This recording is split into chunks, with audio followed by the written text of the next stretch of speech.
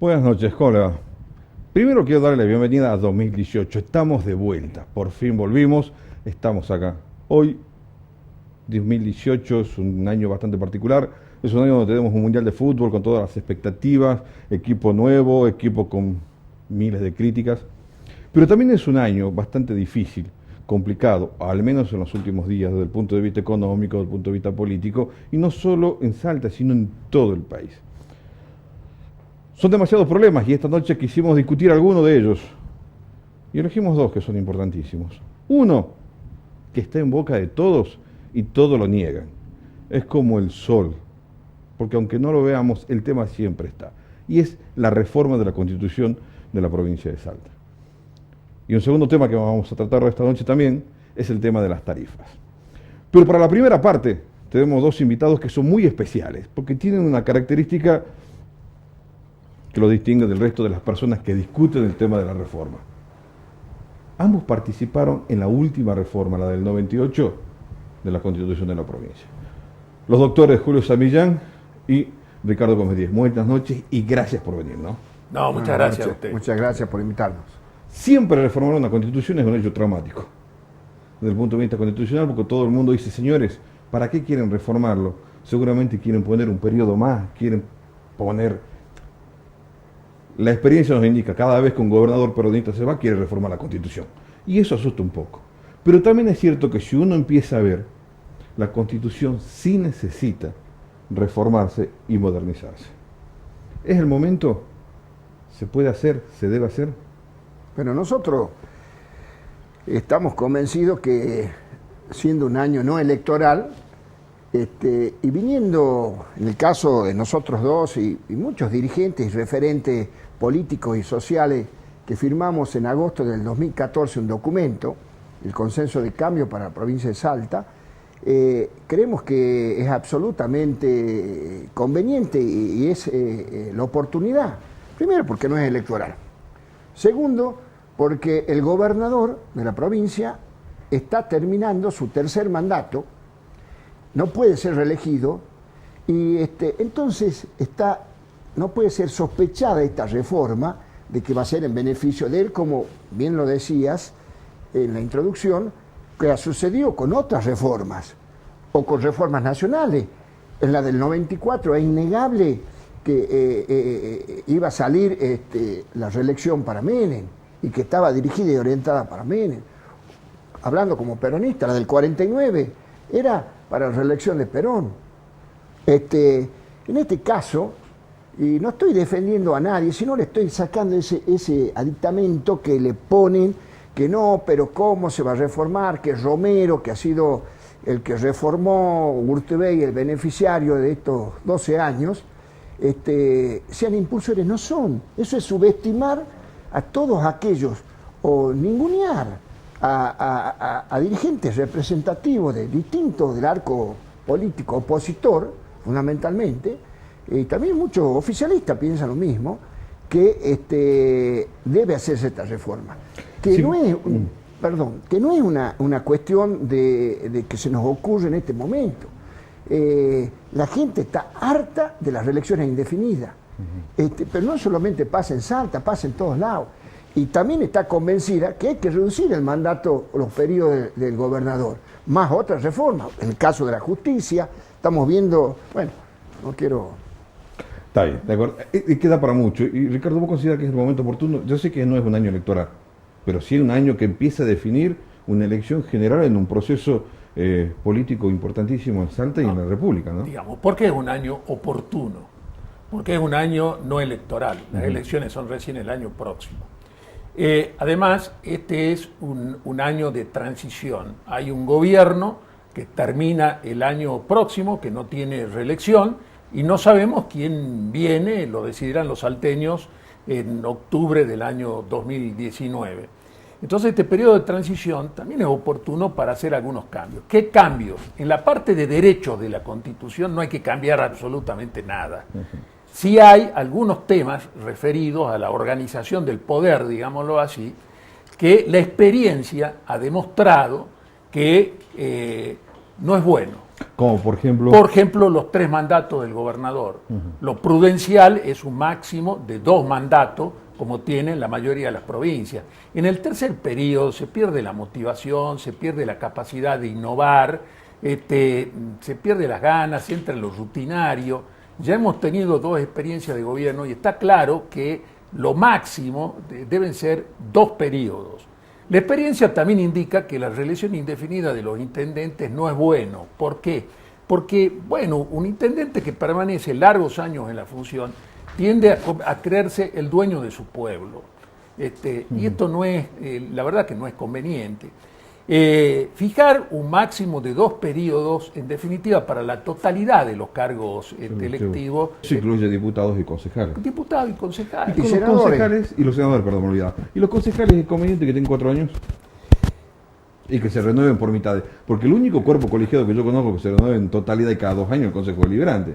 Lo que yo no sé si están siempre vigilando o están en campaña permanente. Pero yo te quiero apuntar lo siguiente. Digamos, el tema, hay consejos deliberantes que tienen 3 concejales, otros tienen 5 concejales, no se puede renovar por mitades, porque la mitad decir que es inmenso, no habría ninguna representación de las minorías. Por 5 tampoco no hay representación de las minorías. Acá habría que pensar, pero bueno, eso es un tema para debatir. Si no tomamos el camino que ya tienen 10 provincias argentinas, que es hacer elecciones cada 4 años. Eso posibilita, la verdad, que un gobernador asuma con una legislatura, el intendente con un consejo deliberante, y pueda gobernar sin esta circunstancia de que, bueno, pasa un año y ya hay que pensar en otra elección. Se puede desarrollar con tranquilidad un proyecto de gobierno. Hay 10 provincias que tienen este sistema, ¿no? Este es un tema para el debate. También se discute si la utilidad del Senado o no en Salta. También se está discutiendo con el tema de la reforma, ya que dice, reformemos muchas cosas. ¿El Senado tiene sentido que existe en Salta? No quiere decir que no tiene sentido que exista. La mayoría de las provincias también tiene un sistema unicameral. Y provincias grandes como Córdoba, que fue de bicameralidad a una legislatura. Lo tienen todas las provincias a la vuelta. Pero yo no sé si hay inclusive un proyecto de Matías Posadas que tiende a eso, a que haya una sola Cámara, o sea que se termine con el Senado. Bueno, es un tema que nosotros en algún momento también hemos planteado en el 2014 y que no fue solamente agosto del 2014 que nos expresamos. Seguimos buscando consensos y hemos llegado ahora a que el gobernador de alguna manera escuche, porque es cierto, le habíamos mandado notas, le habíamos pedido, hubo un diálogo político el año pasado, o el anteaño, en donde se le transmitió también esta acta de consenso y no hubo respuesta, no hubo... Ahora hubo una respuesta. Tuvo que perder una elección. Y bueno, sí, no sé, está más permeable, digamos. Pasa lo siguiente, mientras no necesitó, no contestó. Después sí, reforma constitucional. También hay que hablar de otro tema que todo el mundo habla continuamente, que es los órganos de control. Ya nadie confía en los órganos de control. Bueno, porque no funcionan. Porque no funcionan. Bueno, por eso. Bueno, entonces habría que cambiarlos. Pero por supuesto que hay que modificar para que los órganos de control realmente cumplan su tarea. Lo que pasa es que, bueno, no hay participación de la oposición, los órganos de control están en las mismas manos políticas. Realmente usted lo vio, digamos, en 20 años no hay ninguna denuncia penal, sí. Nadie hizo nada. Voy a poner un ejemplo, no sé, que me viene a la memoria. Usted vio cuando se intervino Salvador Massa. Correcto. ¿Cuál fue la causal de la intervención? ¿No es cierto? Los faltantes de caja, que eran varios millones de pesos de ese momento. ¿Y qué pasó? ¿Dónde está el informe de la auditoría, las eventuales denuncias? Entonces, esto es algo que tenemos también que debatirlo, porque si usted tiene un órgano de control que funcione, ¿qué va a tener? Menos corrupción. Los órganos de control van de la mano con un poder que es fundamental, el poder judicial. Y hoy el Poder Judicial está cuestionado por todos lados, y de acuerdo con una encuesta que estuve leyendo, los argentinos consideran que el poder más corrupto que existe en este país es la justicia. En Salta encima, aparte de eso, tenemos el aditamento que quieren cambiar la forma y la duración de la Corte, más todo el sistema judicial. Este es un tema que sí se tiene que tratar.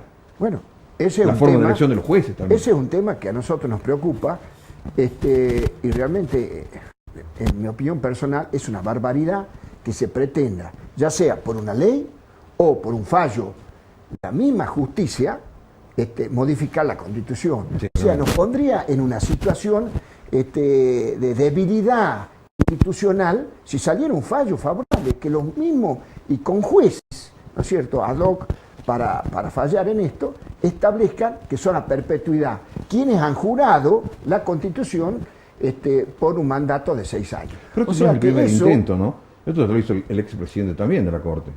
Bueno, el hecho de que quiere permanecer ad eternum sin reforma. Hubo un proyecto de ley que después se retiró, sí.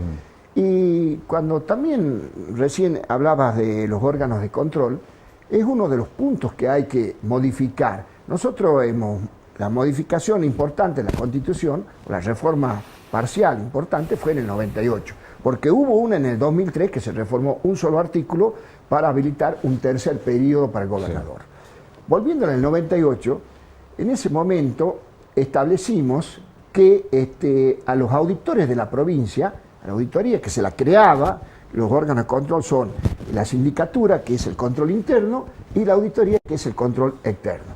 La auditoría se estableció que eran elegidos o seleccionados por una comisión permanente de 7 miembros de la Cámara de Diputados, en donde está todo mezclado, porque por ahí han ido en un frente electoral. Correcto. Y después, cuando llegan a la legislatura, dan vuelta y son otras cosas, pasan a ser oposición. Ha sucedido en la última, en la anterior y demás, que se han desdibujado, digamos, las pertenencias, que unos van de un lado al otro, que no hay propuestas, son eslogan de campaña, es la cara, la propuesta, o eslogan, digamos, queremos mayor educación, pero a ver, ¿cómo la van a lograr? O sea, el contenido de esas propuestas no existe.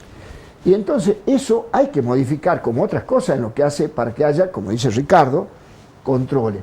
Y otra cosa, por ejemplo, el tema del Poder Judicial. No solamente si se quiere establecer un mecanismo de permanencia mayor de los jueces de la Corte, porque los jueces de los tribunales inferiores son a perpetuidad mientras dure su buena conducta.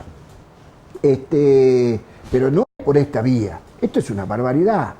Y esto tiene que cesar, si no, reitero, pondríamos en riesgo y en crisis todo el sistema. Ricardo, yo te quiero decir una cosa, ¿no?, de lo que vos dijiste. El índice de confiabilidad en la justicia es muy bajo. Pero en general, en todo el sistema político, también los índices de aprobación son muy reducidos. Vale, pero digamos, de los poderes políticos, sí. Generalmente el Poder Ejecutivo y los diputados, ahora que tienen peores imágenes, por primera vez en la historia, la justicia en la República Argentina está tan mal vista. Sí. En los últimos 2 años, el índice de credibilidad es tan bajo como nunca sucedió. Eso es lo preocupante. Como lo preocupante también te iba a preguntar si, por ejemplo, tenemos una escuela la que elige los jueces. Sí, ¿no? El Consejo de la Magistratura. ¿Quién lo preside? Presidente de la Corte. ¿Cómo puede haber algún tipo de ecuanimidad al momento de elegir los jueces? Sí, el Consejo hay varias cosas, digamos, para reformar. Digamos, depende de un presupuesto que maneja el Poder Judicial. Y aparte está su oficina, su sede, todo en la ciudad judicial. Digamos, independencia no tiene nada de la Corte. Bueno, entonces, ¿cómo podemos garantizar que los jueces que se eligen son correctamente los necesarios? Hablando de la Corte, siguiendo hablando de la Corte y de la Constitución anterior. Por ejemplo, se estableció que el presidente de la Corte se elige entre sus miembros cada 2 años. Sí. A nosotros en ese momento no se nos ocurrió poner que era rotativa la presidencia o que se debía alternar. Y esa omisión, que en ese momento alguien lo planteó, pero dijimos no, la tradición venía mostrando que no permanecían más de 2 años, permitió que presidente de la Corte, como por ejemplo Guillermo Posada, Sí. voy a hablar sin eufemismo acá, sin dar Sí, vuelta, estuvieran casi, no sé si 12 años. Sí. Es una reelección indefinida, lo mismo que los intendentes, lo mismo que lo que queremos nosotros limitar. Entonces, esas cosas hay que corregir de la Constitución. Como decía Ricardo, la parte dogmática no se la tocará, son cosas que reformas que la gente las reclama. Un intendente que permanece 7 mandatos, 8 mandatos, como sucede, lo público, lo del Estado, es como propio, se manejan como patrón de estancia, ¿no es cierto? Y facilita la corrupción. ¿El tema del derecho al consumidor lo van a incluir? Si es que hay una reforma, hay algún pedido. Porque creo que no está contemplado. No, La en la incorporamos en el Constitución, 98. digamos, está en la Constitución el tema del derecho al consumidor, o sea que sobre eso no hay que tocar nada. Lo que hay que tocar de la Constitución son algunos temas operativos que verdaderamente no funcionan. Hay algunos también que se pueden solucionar por ley. El ejemplo que usted ha puesto del Consejo de la Magistratura. El Consejo de la Magistratura es un órgano técnico que selecciona, digamos, lo que son más aptos para poder desempeñar la magistratura y elabora una terna. No puede ser, siendo un órgano técnico, no puede estar integrado por personas que no son abogados, por ejemplo. Correcto. Otro tema, los exámenes, la prueba de oposición escrita, la califica el propio Consejo. Esto en el orden nacional, en cambio, la califica un jurado técnico integrado por especialistas. Supóngase que yo fuera miembro del Consejo de la Magistratura, yo no puedo calificar, siendo abogado, un examen para un juez penal, porque yo nunca me dediqué al derecho penal. Correcto. Tiene que calificarlo un especialista en la materia. Bueno, estas son cosas que se pueden mejorar del Consejo de ¿Quiénes la elegían Magistratura. antes los jueces, antes del ¿Cómo? colegio? Y antes se elegían a dedo. Con acuerdo del Senado. Con acuerdo del Senado, pero entonces se cuotificaba y tantos jueces ponía el Poder Ejecutivo y tantos jueces ponía el Senado. No era el mejor sistema, yo creo que con esto hemos mejorado, pero hay cosas para corregir. Por eso yo le decía recién, corrigiendo estas cosas, yo creo que vamos a mejorar también la confiabilidad en las instituciones. Este es un tiempo también de descrédito de la política. Yo creo que la política se tiene que reformar a sí mismo, por eso es bueno limitar las reelecciones, es bueno bajar el gasto de la política. Esto lo entendió, por ejemplo, el tema de las reelecciones, lo entendió claramente la gobernadora de la provincia de Buenos Aires, María Eugenia Vidal. En el primer año de su mandato, sí, limitó las reelecciones. Hoy en la provincia de Buenos Aires el límite máximo para cualquier cargo, desde gobernadora hasta concejal, son 2 periodos. Y ha sido también una gobernadora, bueno, después que ha seguido con algunas otras reformas estructurales, en este caso ya por vía legislativa, incluso ahora está con un proyecto de reforma de la justicia de la provincia de Buenos Aires que es muy interesante. Bueno, yo espero que en Salta podamos vencer, digamos, el quedantismo y en base a la experiencia que tenemos hacer algunas modificaciones que yo creo que van a ser en beneficio de la sociedad y de la gente. Una última pregunta con respecto a esto, que quizás sea el concepto más difícil de poder aprender por parte de la gente: la representatividad. O sea, en el sentido un partido político que nunca obtuvo más del 37% de los votos, se lleva casi el 80% de las cámaras. Eso no es representativo bajo ningún concepto. No, ese es otro tema que hay que y modificar. ese también yo creo que es la génesis de la corrupción y la mala administración. Si estamos mintiendo en la representación popular, el resto viene para atrás. ¿Se puede modificar eso? ¿Existe algún mecanismo? ¿Existe otra forma de distribución de cargos electivos? ¿Se puede aplicar? Sí, una gran variedad de sistemas electorales. El tema es tener la voluntad y la decisión política de hacerlo. Yo creo que ese es un tema fundamental, porque son los que se constituyen en la legislatura de Salta, son mayorías agravadas artificiales que no guardan relación con la forma en que votó la gente, ¿no? Este sistema electoral que tenemos acá es como el sistema que imperaba en la época del juarismo en la provincia de Santiago del Estero. Juárez se había fabricado un sistema similar al salteño, con el 35% de los votos tenía asegurado el 70% de la legislatura.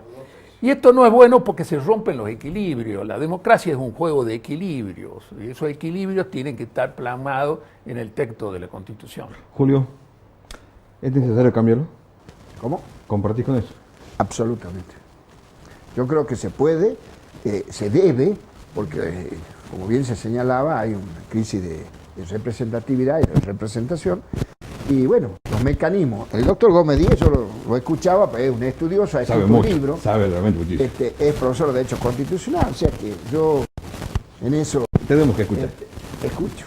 Pero Muchísimo. estoy completamente de acuerdo. Muchísimas gracias, Julio Samillán, Ricardo Gómez Díez. Muchas gracias. Y espero que la próxima vez que modifiquemos la Constitución, todas estas dudas y todas las que puedan surgir, tengan eco en los Y convencionales. esperemos que algún día en esta provincia cambie algo para bien. Para bien. Muchísimas gracias.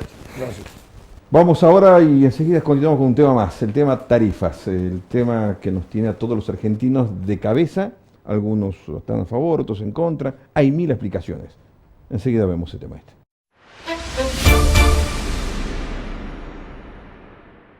Inicio de espacio publicitario. El aire es nuestro. Este invierno, prevení engriparte. Vacunarte es gratis y solo lleva 2 minutos. Es necesario para los chicos de entre 6 meses y 2 años, embarazadas, puérperas hasta 10 días después del parto, adultos a partir de los 65 años, personas inmunodeprimidas y trabajadores de la salud, cuenten o no con obra social. Vacunate en todos los centros de salud, hospitales y puestos sanitarios de la provincia. Ministerio de Salud Pública. Gobierno de la provincia de Salta. Entre todos.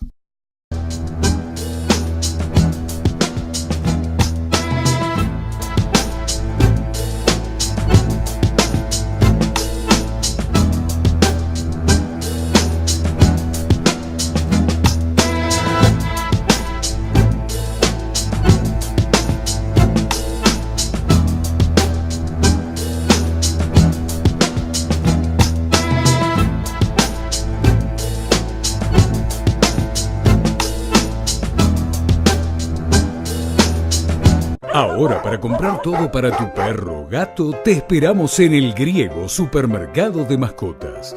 En un solo lugar, más de 100 marcas de alimentos al mejor precio.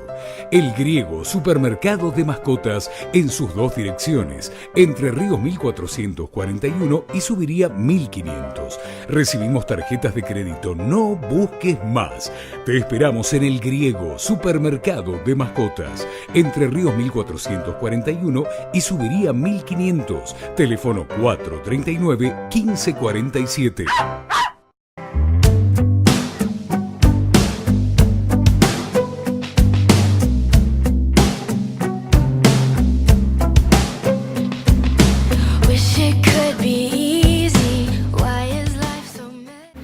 Lunes, te insulta. Martes, te pide perdón. Miércoles, te empuja. Jueves, te dice que fue su culpa.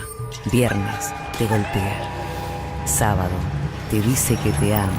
No hay excusas que frenen la violencia. No esperes ni un día más. Si sos víctima de violencia de género, llama al 911.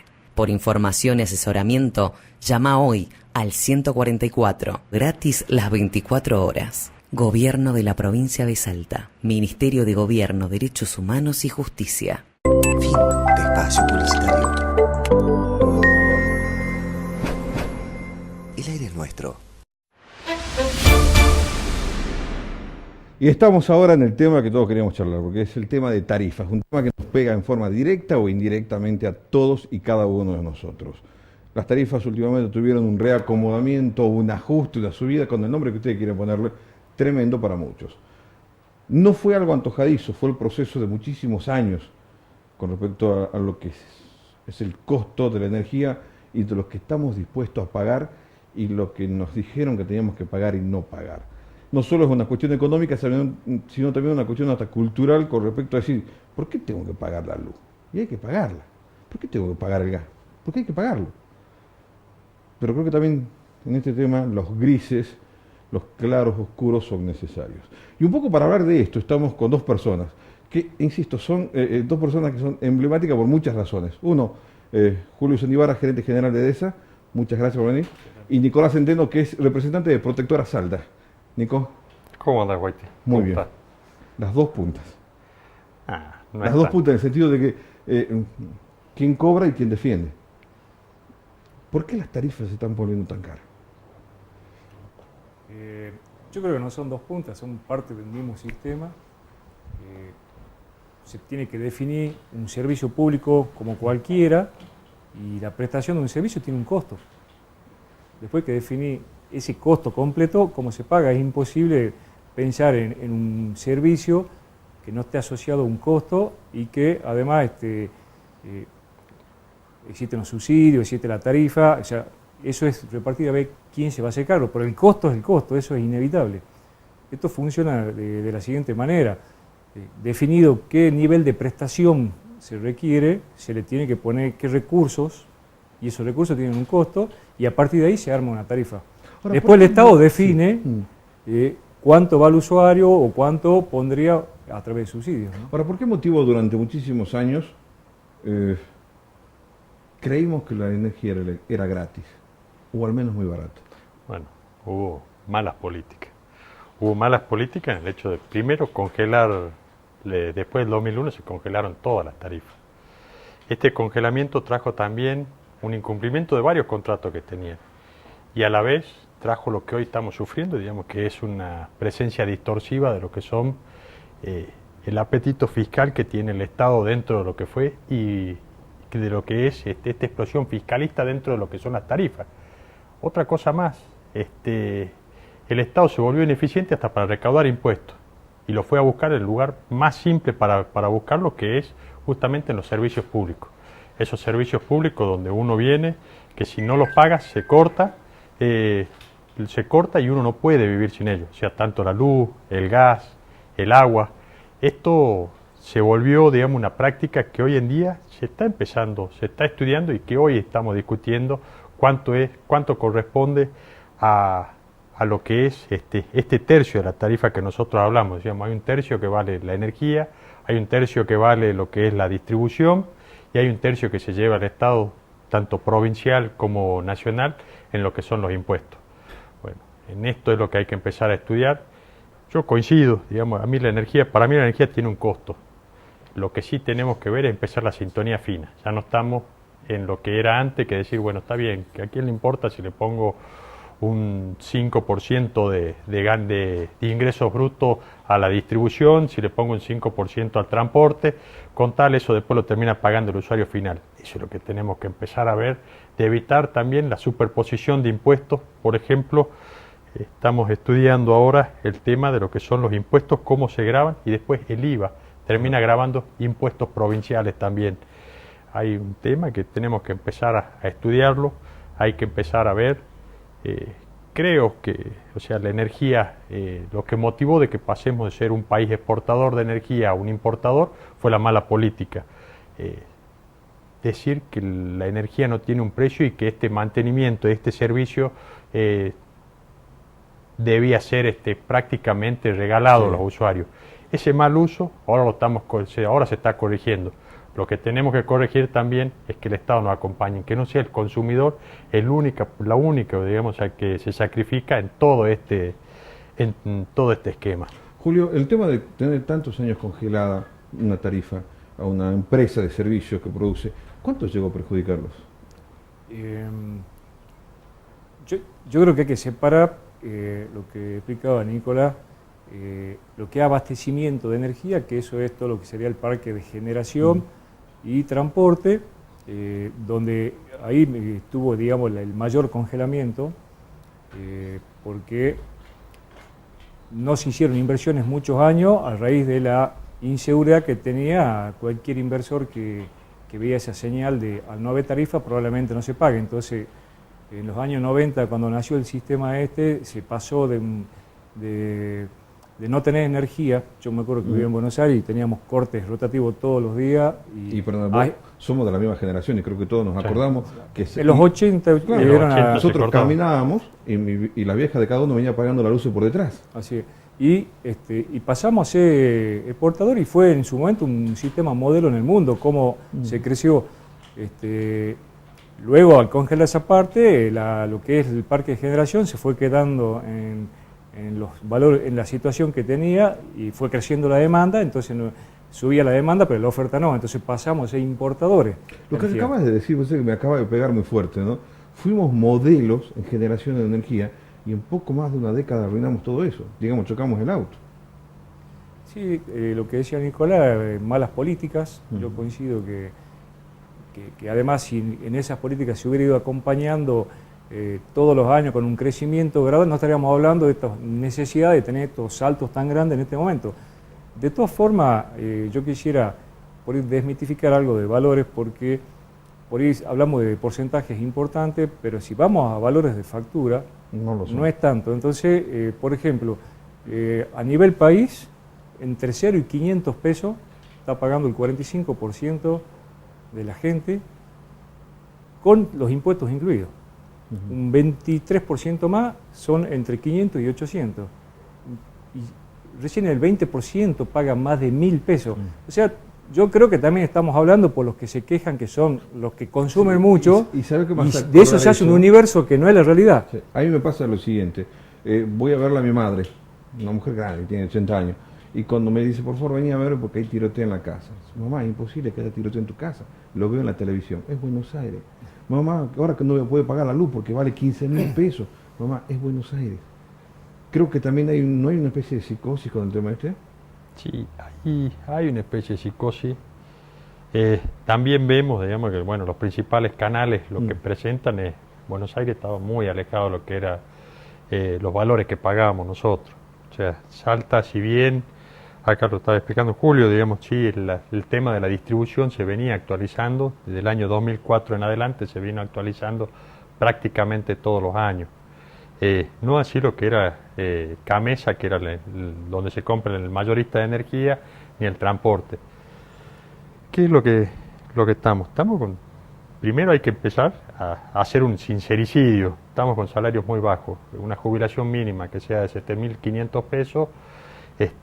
Cuando uno viene y habla que tiene una factura en la cual también lo que tenemos que hacer es que también dentro de la factura de luz también nos viene el agua, nos viene también tasas municipales, nos vienen también un sinnúmero de cuestiones que terminan haciendo abultada lo que es la tarifa en lo que es la factura en sí. Sí, porque tiene un montón de números y montos que yo creo que lo hacen a propósito para que la gente no sepa qué paga, porque cuando agarro la factura no sé qué estoy pagando. Es tan compleja, imagínate, si me tengo que poner yo en el trabajo a verlo, imagínatelo a mi madre o al 90% de las personas, no entienden lo que está pagando. Lo digo, yo tengo... Dale pago y paga. Yo creo que el sistema está así porque de alguna forma es eficiente la llegada de la factura de energía a las casas, entonces es una invitación a que se pueda cobrar los demás servicios también, ¿no? De todas formas, yo creo que independientemente de los valores, podemos decir si es mucho o poco, pero lo correcto es que todos paguemos lo que corresponde pagar, ¿no? O sea, si empezamos, digamos, a invitar a que no se pague, va a colapsar todos los sistemas. Yo no digo que no se pague, simplemente es primero, una boleta de luz es increíblemente confuso, es tan confuso como la del gas. Creo que es más fácil entender el discurso de la razón pura que eso. Hay que tomarse 20 minutos para ver qué es lo que te pagan, primero. Simplificarlo, eso sería. Y en segundo lugar, a los servicios hay que pagarlos, como siempre se pagó. Hay que volver a la cultura. Si yo consumo, pago. De eso coincido plenamente. Pero debido a todas estas políticas que estaban dando, estos 12 años que nos hemos mal acostumbrado a no pagar, yo te doy otro ejemplo. Alguien se quejaba porque le aumentó el gas, pero esa misma persona que se quejaba, que es amigo mío, durante los últimos 6 años tenía una pileta climatizada año redondo. Entonces, esas cuestiones, la gente tampoco la mide. ¿Hay forma de bajar un poquito más la factura? Las cargas impositivas, como se hicieron en Buenos Aires, ¿se puede hacer? ¿Quitarle un poco de las cargas impositivas a las boletas por parte del Estado? Yo no me quisiera meter en las decisiones del Estado, porque así como yo digo, el servicio que nosotros damos tiene un costo, sí. El servicio que da el Estado también tiene un costo, o sea, necesita los impuestos. Yo sí creo que evidentemente hay que trabajar en la eficiencia de cada... El Estado tiene que ser más eficiente, sí. Bajar el gasto, las empresas siempre estamos trabajando porque vivimos de eso, y en nuestras casas también. Hoy, sin esperar que nos den un subsidio, que nos bajen la tarifa, podemos hacer cosas en la casa para ir bajando el consumo, porque al menos en el servicio nuestro, al ser medido, si ustedes son el cliente, toma medidas en la casa, cambiando lámparas más económicas, desenchufando los artefactos que quedan con la lucecita prendida, van a ver que se va a bajar de alguna forma. Entonces, si querés, va en contra del negocio de uno, pero esa es la realidad. O sea, hay que hacer un consumo responsable. Claro, ¿no? menos Nosotros la siempre en la heladera, empresa todo. lo hemos dicho. Todo se puede desenchufar. Viendo la heladera, todo se puede desenchufar. Con lo cual, es el trabajo ese, pero yo creo que van a notar ahí un 20-25%, seguramente trabajando en el consumo se reduce el costo, ¿no? ¿Se pueden bajar impuestos para que baje la boleta Sí. en Salta? Sí, se puede, se tiene que trabajar en eso. Se tiene que trabajar también, lo que decía Julio, la eficiencia también de lo que son las empresas también. Porque si nosotros decimos que la generación de energía, si la energía propiamente dicha, se lleva 1/3 de la factura, si decimos que la distribución se lleva otro tercio, y si decimos que los impuestos se lleva otro tercio, con otro problema más, y lo digo en serio, lo venimos estudiando, la forma de facturación, digamos, de cómo se conforma el valor agregado de distribución, que es lo que corresponde a la provincia de Salta, que le autoriza, digamos, a EDESA a cobrar, ¿no? Sí. Por la distribución para que llegue desde la usina, venga el transportista y después nos den a nosotros la luz, tengamos ahí en el medidor nuestro y podamos prender la luz, sufre un montón de partes que están siendo alcanzados por hechos impositivos. Esos hechos impositivos, al momento de facturarlos todos, se toma como un global. Es decir, los últimos estudios que pasó EDESA dice que impuestos municipales, impuestos provinciales llegaba al 7,52% solamente en lo que era la distribución, esto sin el aumento de ingresos brutos al 5%, o sea que nosotros estamos viendo de que esto se podría haber ido al 9,5% más o menos. Esto no tomamos también los impuestos de sellos, los impuestos de ingresos brutos que también alcanzan a los transportistas.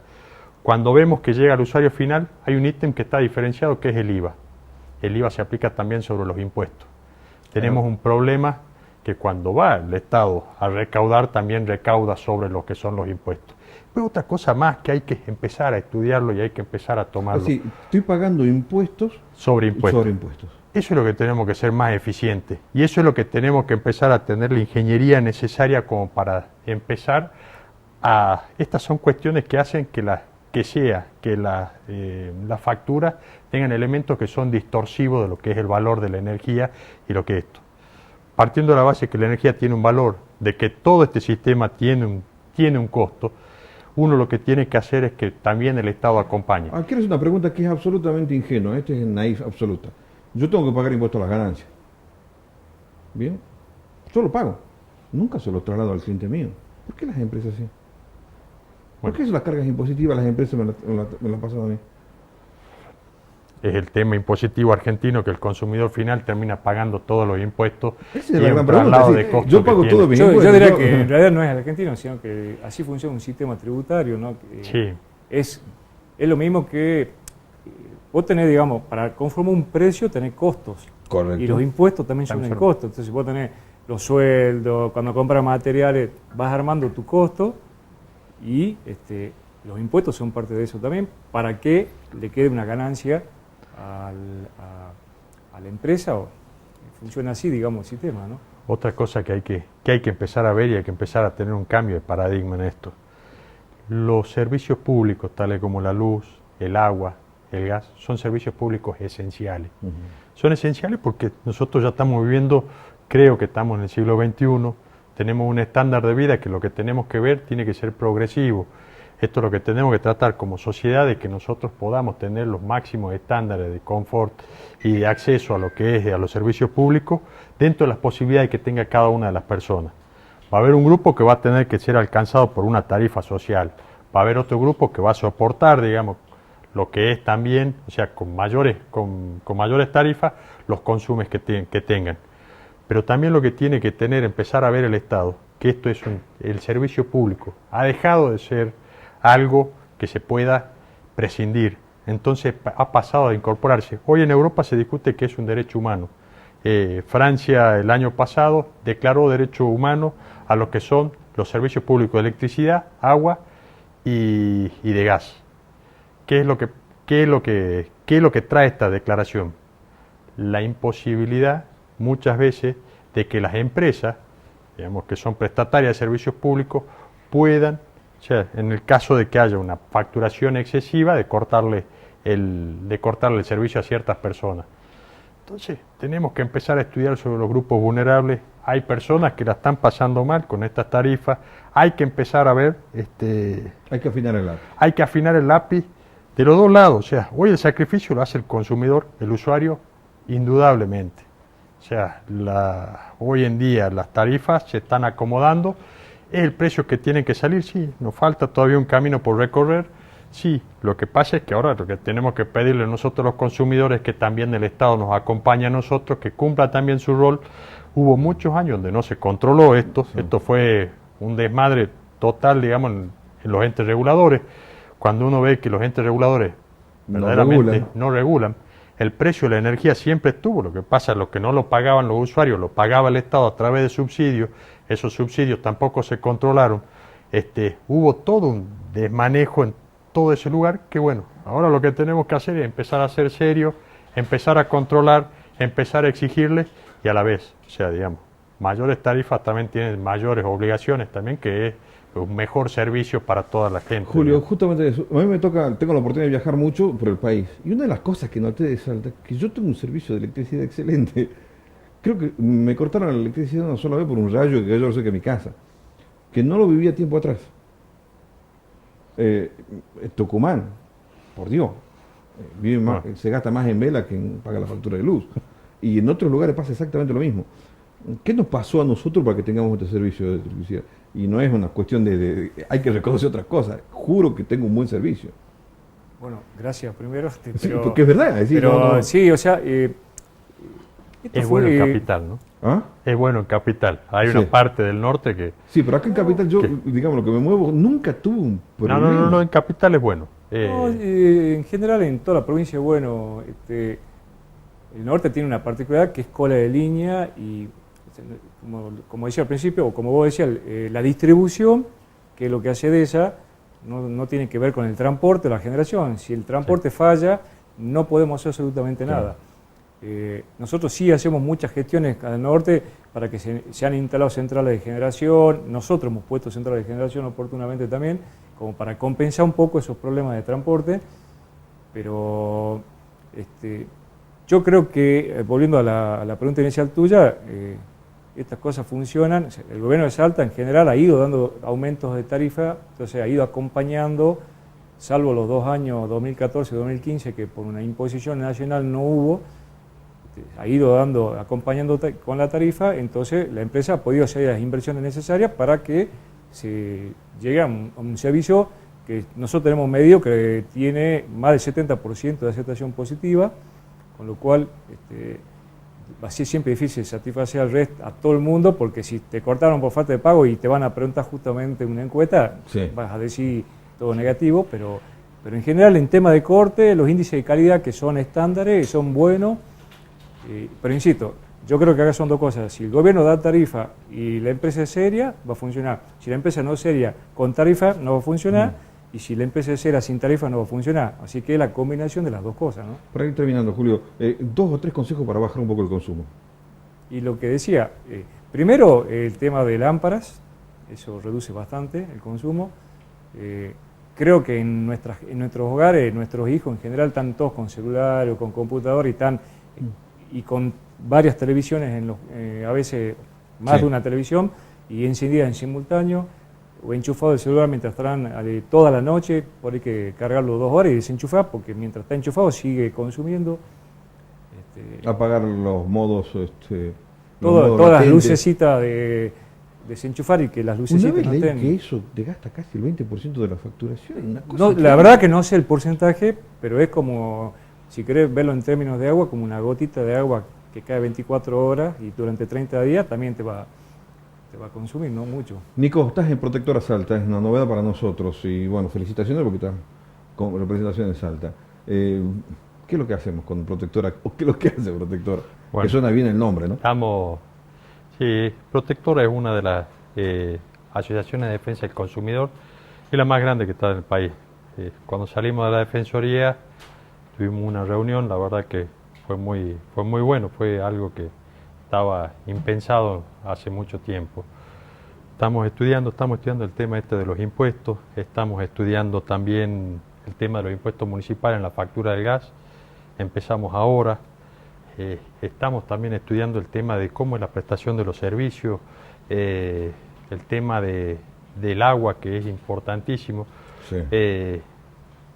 Temas que, bueno, nos están llegando algunos informes, digamos, de presencia de arsénico mayores a lo que es lo permitido por la Organización Mundial de la Salud, sectores amplios. Lo bueno es que tenemos una representación provincial ahora. Lo malo es que tenemos que hacer trabajar el doble. Claro. No, la verdad que vamos a hacer, lo esencial es la participación del ciudadano en esto, o sea, en esto que nosotros hablamos, las tarifas y lo que es los servicios públicos, mientras más participación tenga el ciudadano, es bueno. Si tenemos un mal servicio hay que quejarse, y hay que quejarse y aprender cómo quejarse. Lo sufrimos muchas veces con los celulares. Generalmente el tema de lo que es la telefonía celular fue una vuelta. Yo cuando estaba en la Defensoría del Pueblo me junté con la gente de Telecom y un día me dice Nicolás, ¿para qué seguir hablando de esto si nosotros prestamos con estándares de calidad mucho más grandes que lo que tiene Escandinavia? Le digo, ¿cómo? No me mientas. Escandinavia tiene el 5% de quejas, nosotros tenemos el 0,01%. Le digo, me estás tomando el pelo. Sí, toma, estos son los informes oficiales de ENACOM, de lo que era en ese momento. Sí. ¿Qué era lo que pasaba? La gente no sabía cómo quejarse, entonces se quejaba en la empresa, nunca llegaba al ente regulador. Entonces cuando llegaban esto y tenían los estándares y los mostraban estándares de eficiencia a nivel mundial, la telefonía celular en Argentina y en Salta funcionaba perfecto porque menos del 0,1% de la población llegaba al ente regulador. Nico, ¿dónde están? Estamos en Virrey Toledo 240, estamos atendiendo, tranquilo. Virrey Toledo 240. Sí. Julio, muchísimas gracias. ¿Puedo hacer un sí. de algo que había dicho Nicolás, que está muy bien, que es un derecho y creo que todos tenemos que aportar para que sea sustentable? Creo que lo que él quiso decir, que no es porque sea un derecho tenga que ser gratuito, sino que hay que cuidar los recursos y apostar a que entre toda la sociedad tener siempre energía, ¿no? Porque vos decís que no se te corta, bueno. Lo que se consume se paga. No, es la ley. Exactamente, y es verdad, son recursos no renovables en muchos casos, los cuales hay que ser responsables. No solamente responsables por la factura de luz, sino también lo que tenemos que empezar a ver. O sea, digamos, por el consumo en sí. No. También por el tema del calentamiento global. Estos temas también queman, tienen algunos, todavía hay un resabio bastante importante en la generación de energía argentina que sigue quemando combustibles fósiles. Así que cuando apagamos una luz no solamente nos ayuda a la factura, sino también nos ayuda al planeta también. Sí. Nicolás, Julio, muchas gracias por venir. Y así llegamos al final, al menos de esta discusión. Dijimos lo que teníamos que decir, expusieron lo que tenían que exponer, las discusiones por supuesto van a seguir. Pero al menos un pequeño panorama de la problemática que estamos viviendo con las tarifas. Muchísimas gracias y nos vemos en la próxima.